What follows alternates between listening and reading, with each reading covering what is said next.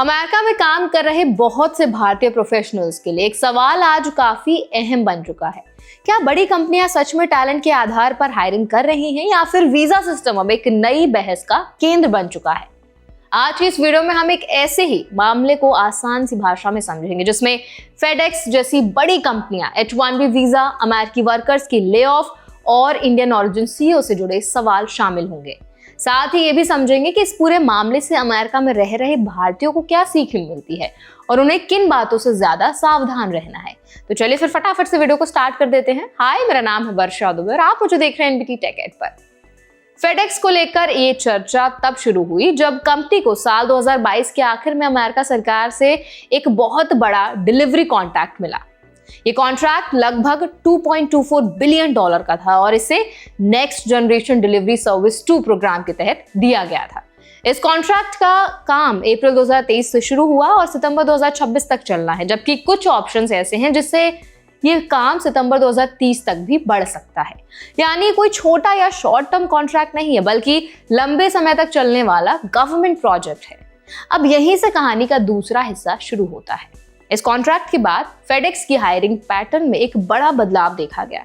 The Dallas express की report और public records के अनुसार फेडेक्स ने H-1B वीजा प्रोग्राम के तहत फॉरेन वर्कर्स की हायरिंग तेजी से बढ़ा दी, जबकि उसी समय अमेरिका के अलग अलग राज्यों में अमेरिकन वर्कर्स की जॉब कम की जा रही थी। रिपोर्ट के मुताबिक 2022 में फेडेक्स के पास लगभग 2 दर्जन यानी बहुत कम H-1B अप्रूव वर्कर्स थे, लेकिन अगले 3 सालों में संख्या बढ़कर करीब 500 तक पहुंच गई।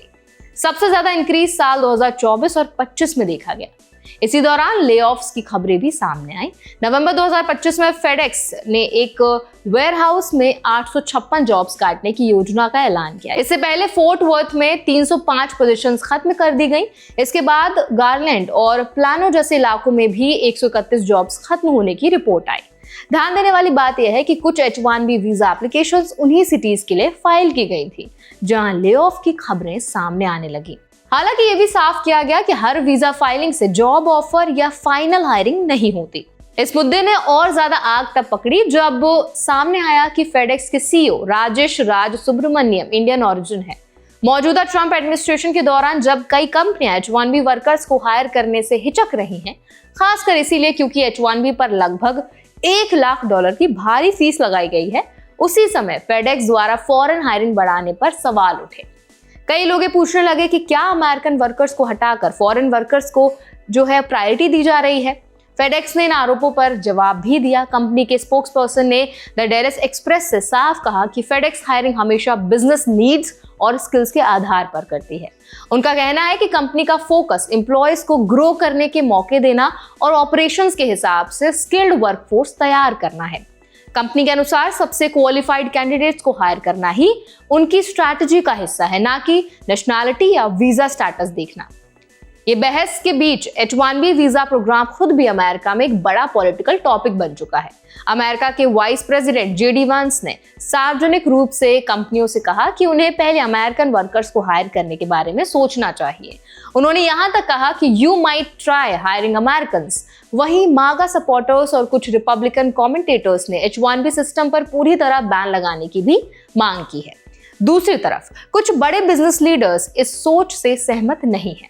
विवेक रामास्वामी और टेस्ला के सीईओ एलॉन मस्क जैसे लोगों का मानना है कि ग्लोबल टैलेंट अमेरिका की इकोनॉमी के लिए बहुत जरूरी है, खासकर टेक्नोलॉजी और IT सेक्टर्स में।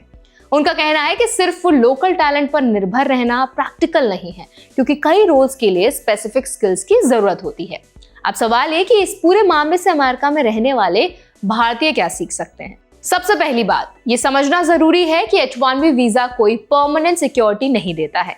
कंपनी पॉलिसीज, गवर्नमेंट कॉन्ट्रैक्ट्स और पॉलिटिकल एनवायरनमेंट बदलते ही जॉब स्टेबिलिटी पर असर पड़ सकता है। इसीलिए सिर्फ एम्प्लॉयर पर डिपेंड रहने की बजाय स्किल अपग्रेडेशन, नेटवर्किंग और ऑल्टरनेट ऑप्शंस पर भी ध्यान देना जरूरी है।